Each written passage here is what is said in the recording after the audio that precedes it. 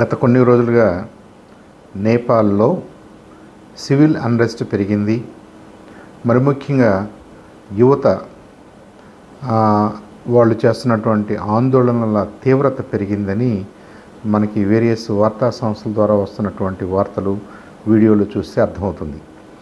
అసలు దీని అంతటికీ కారణం ఏంటి అని చూసినట్టయితే, అక్కడ ఉన్నటువంటి సోషియో ఎకనామిక్ పొలిటికల్ సిచ్యువేషన్ని మేనేజ్ చేయడంలో భాగంగా ఇప్పుడు రిజైన్ చేసినటువంటి ప్రధానమంత్రి ఎవరైతే ఉన్నారో ఓలీ, ఆ ప్రభుత్వం ఒక కఠినమైన నిర్ణయాన్ని తీసుకుంది.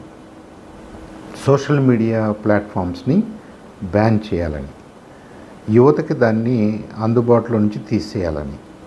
6 ప్లాట్ఫామ్స్ని వాళ్ళు బ్యాన్ చేసినప్పుడు, దాంట్లో ఇన్స్టాగ్రాము, ఫేస్బుక్ ఇలాంటి కూడా ప్లాట్ఫామ్స్ ఉన్నప్పుడు యువత ఆ డెసిషన్ని వ్యతిరేకించింది.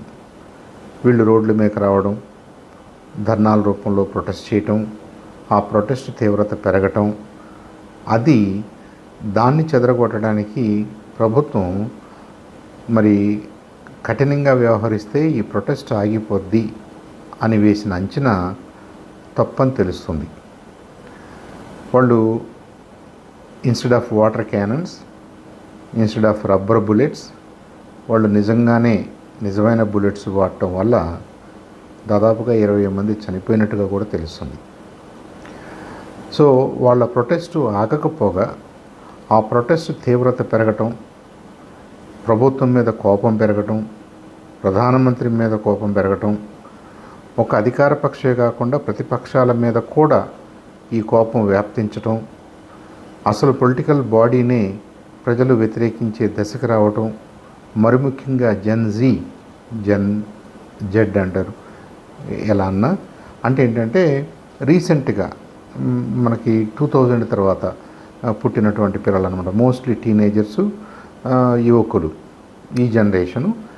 వీళ్ళు ఈ వాళ్ళల్లో ఉన్నటువంటి అసహనము, కోపము, అసంతృప్తి ఇవన్నీ కూడా బయటకు వచ్చి ఇవాళ నేపాల్ ప్రధానమంత్రి రాజీనామా చేయాల్సిన పరిస్థితులకు దారితీసినాయి. అయినా ఇంకా ఆ వేడి చల్లారినట్టుగా కనిపించడం లేదు. హోప్ఫుల్లీ త్వరలో నేపాల్ సమచిపోద్దని వీళ్ళందరూ కూడా, స్టూడెంట్స్ అందరూ కూడా, విద్యార్థులందరూ కూడా, యువత అంతా కూడా ఎంతో ప్రొటెస్ట్ చేస్తారని, అక్కడ నార్మల్ కండిషన్స్ తిరిగి నెలకొల్లాలని చెప్పేసి కోరుకుందాం.